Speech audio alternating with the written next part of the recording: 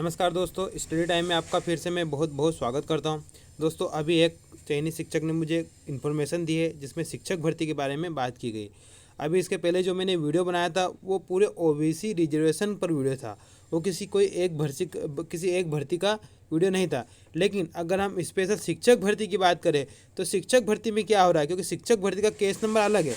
भले ही सुनवाई एक है लेकिन केस नंबर अलग है। तो इस शिक्षक भर्ती का जो केस नंबर है ये है 3757।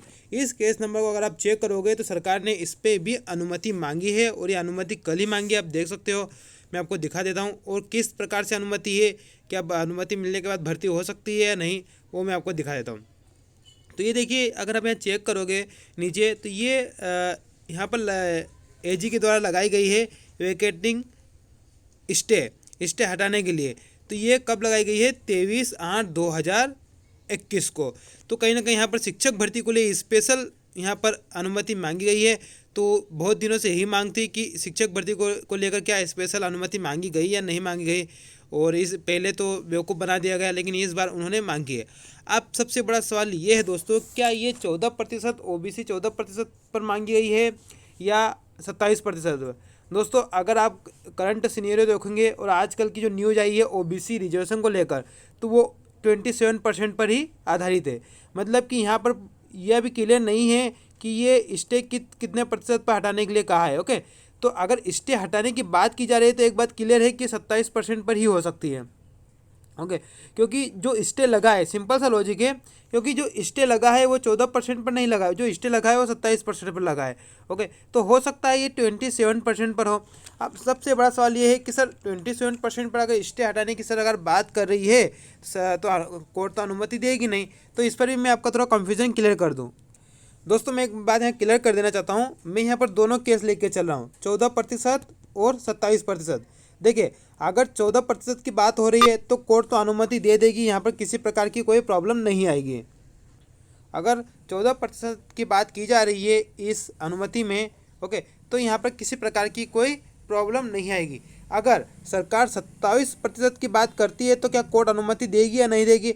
दोस्तों, यहाँ पर भी कोर्ट अनुमति दे देगी, लेकिन यहाँ पर कोर्ट शर्त के साथ अनुमति देगी। क्या? कि आपके जो 14% पद है आप उनको तो नियुक्ति देंगी, 13% जो पद है ओबीसी के उनको प्रोविजनल ज्वाइनिंग मिलेगी। प्रोविजनल का मतलब समझते हो कि ये जो 13% है आप ज्वाइन तो हो जाओगे, ठीक है, प्रोविजनल के अनुसार मैं बता रहा हूँ, लेकिन वो पूरे अधीन रहेगी हाई कोर्ट के। जैसा कि आपने देखा होगा प्रोफेसर की भर्ती में अभी कुछ 37 प्रोफेसर की नियुक्ति निरस्त कर दी, क्योंकि आरक्षण का कुछ इशू आ रहा था दिव्यांगजनों के। तो हाई कोर्ट के कुछ उसमें केस चला था, तो यहाँ पर 37 प्रोफेसर थे, उनकी नियुक्तियां निरस्त कर दी गई थी। तो ये तो आप यार 13% वाली बात है, ये तो अब कोर्ट के पूरे निर्णय के बाद ही पता चलेगा। ओके, लेकिन अभी एक तारीख को अगर अनुमति मांगी है तो अनुमति 100% इस बार मिल जाएगी। ओके, आप कुछ कैंडिडेट बोलते हैं कि आप सरकार का सपोर्ट करते हो। नहीं दोस्तों, मैं किसी का सपोर्ट नहीं करता, ठीक है, लेकिन एक बात समझिए, मेरा ये कहने का कोई अधिकार नहीं है कि मैं आपको नेगेटिव कुछ बातें कहूँ। ओके, क्योंकि कुछ कैंडिडेट बोलते हैं कि आप क्लियर क्यों नहीं मना कर देते, तो मैं क्लियर क्यों मना करूँ? कुछ आगे से कुछ क्लियर मना किया है क्या? नोटिस आया? ऐसा कुछ नहीं हुआ है।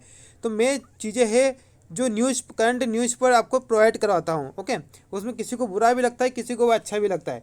तो ये देखिए दोस्तों, अब 1 सितंबर का वेट तो आपको करना ही पड़ेगा। वैसे ही वेट करते आ रहे, वेट तो करना ही पड़ेगा। एक बात तो क्लियर ही है कि हाई कोर्ट की अनुमति के बाद ही आपकी जो ज्वाइनिंग शुरू होगी, उसके पहले तो आप ज्वाइनिंग होगी ही नहीं। ओके, कोर्ट का केस बहुत बड़ा केस है।